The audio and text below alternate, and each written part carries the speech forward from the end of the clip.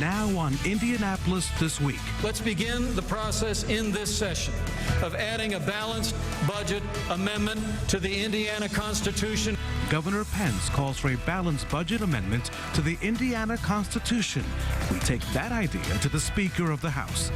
And we get reaction from the leader of House Democrats. Plus, Congressman Carson reacts to the backlash over his appointment to the House Intelligence Committee. From RTV6, the Indy Channel, this is Indianapolis This Week with Rafael Sanchez. Thank you for joining us for Indianapolis This Week, and we start with a surprise announcement from Governor Pence this week. During his State of the State address Tuesday, Pence urged lawmakers to begin the process of approving a constitutional amendment requiring a balanced budget in Indiana. He's also pushing his plan for increased spending on education, including vouchers and charter schools. After that speech, I met with Republican House Speaker Brian Bosma about what from the governor's agenda might actually pass in this General Assembly. Speaker, thank you so much for joining us in your space. Thank you, Rafael. A couple of days the governor gave the State of the State address, and when he finished giving that speech, you leaned over and said, "Great job." How much of the governor's agenda then will pass based on the great job you believe the speech contained? Well, fortunately our goals are aligned in so many ways. In October, we announced this would be a year that would focus on education funding, on ethics reform, on a balanced budget, and so many other initiatives like infant mortality and addressing domestic violence, and many of those themes were in the governor's address as well. So we're going to be aligned on quite a few items. But this body has always been very independent. You have told other governors what this body's going to do, Sure. right? So will you, I guess, pass everything he wants, or will you take a look at everything and say, you know, we'll see what happens? We'll tell this governor no on some things as well. So that's the great thing about our governmental system. We have three equally balanced branches of government, and the legislature represents the people. We're out there every 2 years in the House being elected, and most of our folks came right fresh off a contested election, so you'll see some differences here and there. But generally, as far as goals go, we'll be on the same page. By the way, that's the best seat in the House for the State of the State address, to be sitting right there and to watch history pass. It's pretty cool. Education. You've labeled this, build this, the year of education. How will you balance that so that you can move ahead on your agenda for more vouchers and charter schools, and at the same time, you know, public schools are already crying foul, and they don't know exactly how much you will support, or they know that the governor wants 2% for public schools, 1% for charters, vouchers. How will you strike that balance? Yeah, well, we've set some goals publicly stated, and one is that we will appropriate a larger increase for public education funding in this biennium that we did in the last. That was 2% the first year, 1% the second. We can do better than that, and we're going to do better than that in the budget that will come out of the House, and ultimately I believe will be adopted. We're also addressing the funding formula. If there's one thing we've heard over the last several years is the disparity between the high and low per student funded schools is as much as $4,000 per student for every student. So we've stated that we're going to fix the funding formula. You're absolutely right. It's a delicate balance, but we hope to do it in a way that all schools, and more importantly, all children have an environment, quality environment to learn in. After November, you went from a supermajority to a super majority. The numbers are the numbers. It is what it is. The Democrats have an agenda as well. They just don't have the votes. They want things like an increase of minimum wage, which I know you do not support. Is there anything on their agenda that you can embrace as part of the majority at a time when you really don't even have to pay attention to that agenda? Well, honestly, I stated on Organization Day that with the numbers that Republicans have, it's actually a requirement for us to even be more bipartisan than we have been in the past. And do you have to be? It's the right thing. It's the right thing to do. You always say it's the right thing, but you don't have to be. No, you don't have to be at all. And historically, it's not happened here. In 2011, I broke 192 years of history and tradition by actually appointing Democrats to committee chairmanships, despite the fact that we had a strong majority. I've kept that tradition in each of the last two sessions as well, or last two General Assemblies as well. And I'm asking the minority leader to co-author a couple of my premier bills, one on ethics, one on redistricting reform. And we'll continue to work closely with the minority party in the Senate. I think it's the right thing to do, and it's what Hoosiers want. We really are making this institution work, unlike what's going on in Washington, D.C. On the issue of money, the issue of this balanced budget amendment that the governor talked about right behind you during the State of the State, do we need that? It's certainly worthy of discussion. Many Hoosiers won't remember that before 2005 and our Republican majority, first majority here in the House in a decade. We were still in high school then. Well, I wasn't. Became the Speaker of the House that year. And we had a decade of budgets that were not balanced, that may have looked like that on paper, but they used gimmicks, off-balance sheet expenditures, just tricks to make them look balanced. We brought that practice to a close, and we've had honestly balanced biennial budgets every year since 2005. Now, our Constitution is a little sketchy on the requirement for a balanced budget. It does have a provision in Article 10, Section 5. People can look it up. It's short. It says we cannot enter into debt except casual debt in the event of emergency, this type of situation. Many people have called that a balanced budget amendment. I'm not confident that it really accomplishes that. So we are going to look at the governor's recommendation. We will be focusing on that article and section and not another comprehensive one. The goal will be to make it flexible for future circumstances that we might not be able to ascertain and still protect the public trust and public funds as we have for the last decade. Mr. Speaker, thank you very much. Coming up, the reaction from Democrats to the GOP plans and what they expect to accomplish this spring. I sit down with House Leader Scott Pilaf next on Indianapolis This Week. Welcome back to Indianapolis This Week. We've talked about the governor's agenda and what House Republicans think they will pass this session. So what are House Democrats saying about that? For that, we welcome in Democrat Scott Pilaf, the House Minority Leader. He's from Michigan City, first elected to the General Assembly back in 1998, and has served as leader of the House Democrats for the past 2 years. Welcome to the program. You just heard from the House Speaker. Is he playing nice? Well, outwardly he's going to play nice. What happens behind closed doors is an entirely different story, because as we've seen here in Indiana, you have a division between the two Republican parties, the one that is pragmatic, non-sensational, and the one that's a little bit more ideological and at times fanatical about certain types of issues. So it's going to be interesting to see which angels win. And, you know, the governor has a tough sell on some of these matters because he has some skeptics in his own party. And on what matters? Because you know the numbers. You walk in that chamber. Mm-hmm. So what things can you say, Governor, okay, and what things can you say, Governor, not so much, but do you have any power to change that? Well, we certainly have the power to change things. One, we have our voices, and we have a substantial number of numbers of the public on our side, even though it may not proportionally match with our number of seats in the legislature.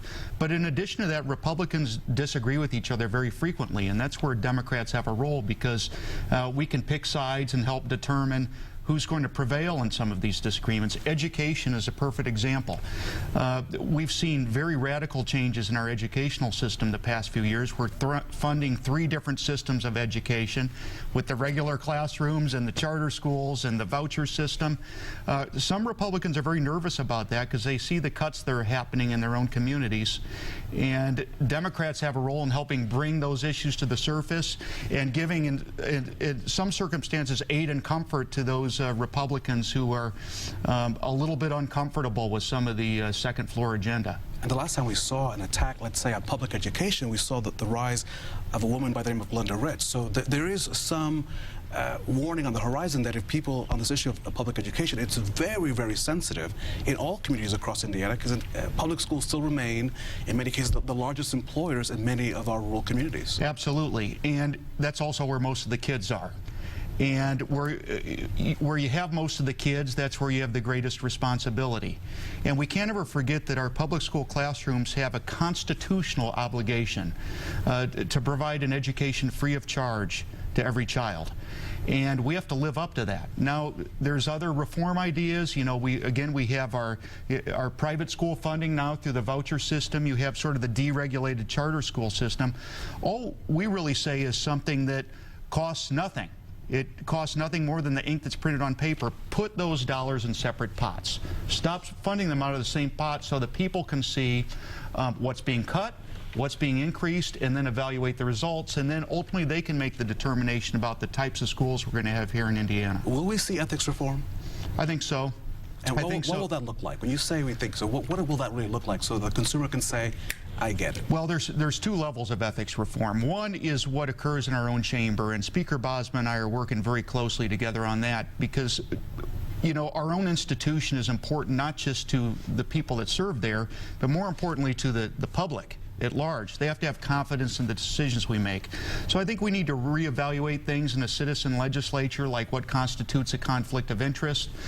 Perhaps members need to have additional considerations of when they ought to remove themselves from certain types of decision making, and we can work together on those things. That's separate, however, from the other level of ethics, which I suspect will lead to some more debate and possibly some disagreement, and that's things like how we fund our campaigns, the amount of time we have to you know, allocate to raising money to run these TV ads that you see every campaign cycle, and how people get to office. That's another level that we need to address, and that's extraordinarily important to the people at home. Will you, though? I mean, when you're talking about people's money, people don't like to talk about money. Will you get there? I mean, well, look, we live in a political system right now where nobody wants to unilaterally disarm. And we do have to work in a bipartisan way to reform our system. It's not about who's serving in the legislature, it's about how they get there. And that needs to change. We need more competitive races. We need more choices in election. And if we have those things, that will not lead to Indiana being 50th in voter turnout like it was in 2014. We have 30 seconds left. You are a major proponent of minimum wage increases. The Speaker says not so much. Will we see any movement on that issue for your party? That's an ideological reaction, frankly, on the Speaker's part. We know anecdotally and with respect to commonly analyzed data that if you have more money in the pockets of people that they can spend on consumer goods, that creates jobs for others. That's a good thing. Good wages is something we ought to celebrate and promote, and we should not think that the solution to every economic problem is to get people to work for less. House Leader, a long session ahead of us. I hope that you will come back and talk about more of the issues that are confronting Hoosiers across the state. Looking forward to it. I hope you'll come back. Thank you. Thank you, Rafael. Thank you for your time, sir. Appreciate it. An Indiana lawmaker named to the House Intelligence Committee. Congressman Carson talks about one thing needed to help fight terror attacks around the world and the backlash over his appointment. That's next on Indianapolis This Week. Welcome back to Indianapolis This Week. More big news this week. Indianapolis Congressman Carson will sit on one of the most powerful committees in Washington, D.C. He's been named as one of the 22 members of the House Select Committee on Intelligence. The committee is focused on the work of the CIA and the FBI and the counter-terrorism fight around the world. It comes amid heightened tensions after the terrorist attacks, as you may recall, in France, something I talked to the congressman about. It's critically important that we recognize that we will never win the war against terrorism without getting help from Muslims, getting help from Sikhs, getting help from non-theists and others. There are terrorist efforts that are thwarted each and every day, and the reason why is because there are Muslims who are helping our law enforcement agencies. You'll never hear these stories. You are a congressman who happens to be someone who practices Islam. Yes, you are Muslim. There has been a backlash from some corners saying that you should not be on this committee, that you are sort of the chicken guarding the hen house, or however. Yeah, sort of a Trojan horse. A Trojan horse. What do you make of that criticism? Should you be on this committee? Oh, absolutely. I think that we need Hindus on the committee. We need more Jewish brothers and sisters on the committee. We are a diverse society, and our electorate is diverse, our council should be diverse, our Congress should be diverse, and our Select Committee on Intelligence should be even more diverse. We're dealing with complexity of issues internationally and locally, and what the message it sends to our society is that when we have a Muslim on the Intelligence Committee who comes from a military family, who has a law enforcement background, it means that we're investing in America, and we know that Muslims have value. 7 million Muslims in this country. Many of them can help. They have helped the FBI. We don't want the relationship to be purely transactional, But when we have Muslims at the forefront, we can keep our communities a lot safer. And I should correct myself. The argument is the fox guarding the hen house, right? Just make sure that I get that correct before I get You're those. a brilliant man. I understand. But is the criticism really, is that appropriate? Or do you understand that there are some people who may question you, though I've not seen people saying that Catholics who serve on that committee or Protestants or other faiths, Sure. faith does not come up with other congressmen on that committee. It only appears that your faith seems to be of issue with some around the country. I'd never compare myself to John F. Kennedy, but it certainly came up when he ran for president, and it comes up occasionally with other people. It comes up with my friends in the Latino community. It still comes up with some of my friends from the Jewish community when they try to break through glass ceilings, if you will. But I think it's just small chatter. Democrats and Republicans, independents and libertarians overwhelmingly have been supportive, but you always have your critics. That's a part of life. And let's talk more about that as we welcome in our political insiders, the one and only and the best folks around, Democrat Laura Beck and Abdul Hakim Shabazz, publisher of IndyPolitics.org. Welcome back to the roundtable. What about the backlash? Oh, I think it's really disappointing. Congressman Carson is more than qualified to serve on that committee for many of the reasons that he outlined, but the fact that he even has to justify why he's on the committee is incredibly disappointing, and that takes away a little bit from it. But in this day and age in our country, I find it absolutely disappointing that we're even talking about this, especially in light of Dr. King's birthday celebration tomorrow. It's ridiculous, and this is coming from somebody who is total political opposite of Andre Carson. Opposite of Andre Carson. Yeah, political. They would have never guessed. I can't either. I mean, and I'm Muslim too, except I drink whiskey and smoke cigars, eat bacon on occasion. But no, I mean, it's ridiculous. I mean, if you want to have a substantive policy discussion about the approaches to the war on terror, fine. But to go after the man's religion, I guess the race would have just been too obvious. It's been a couple of days now since the governor gave that State of the State speech. Is that speech sizzling or did that fizzle? It caught a lot of our attention, not so much for what the governor said before. I mean, he talked about education, talked about infant mortality. It was a balanced budget amendment that he proposed that caught a lot of our attention. We had the interviews with the speaker and Democratic leader Pilaf.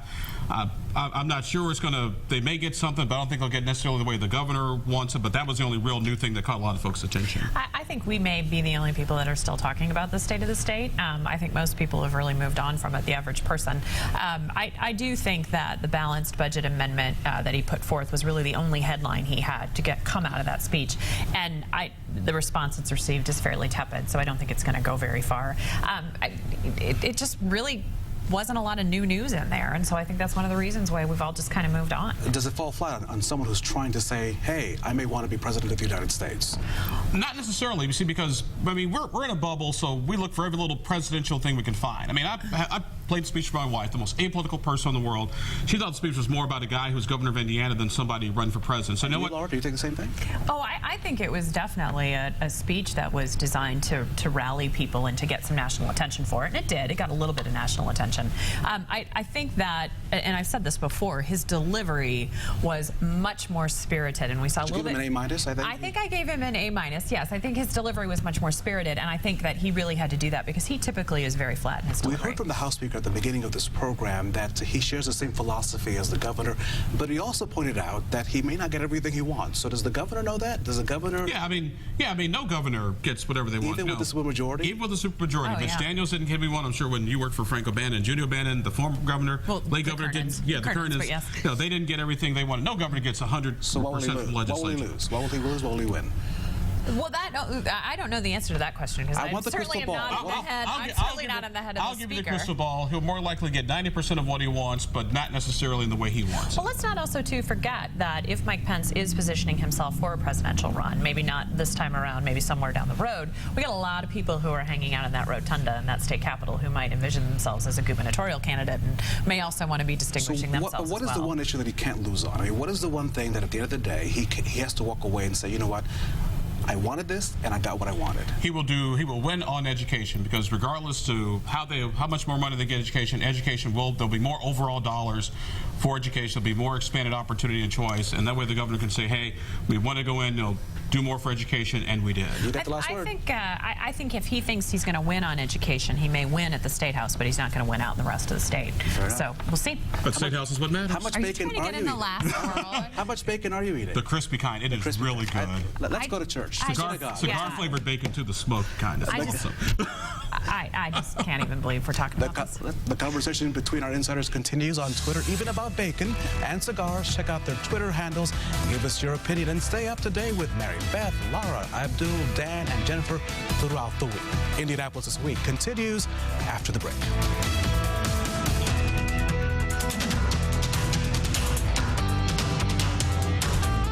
Welcome back to Indianapolis This Week. Tomorrow we join the rest of the nation in celebrating Dr. Martin Luther King Jr. Day, the day to honor the slain civil rights leader. Government offices are closed and many school districts are not holding classes on Monday. There are some events to note for you. The Madam Walker Theater presents the Freedom March at 8 a.m., walking from the Urban League to the theater. That's followed by a 10 a.m. presentation from Sarah Collins Rudolph, who survived and witnessed the church bombing in Birmingham in 1963. There's also the NCAA Hall of Champions, which will give free admission if you bring a canned food item. They're showing the movie A Ripple of Hope, a film that's based on the speech that Robert Kennedy gave right here in Indianapolis on the night that Dr. King was assassinated. Thank you for joining us today for Indianapolis This Week. Next Sunday, we take you behind the scenes at the FBI and introduce you to the new agent in charge of the Indianapolis field office. I hope you'll join us for that and much more. Have a great weekend. Believe in blue, and good luck to the Colts.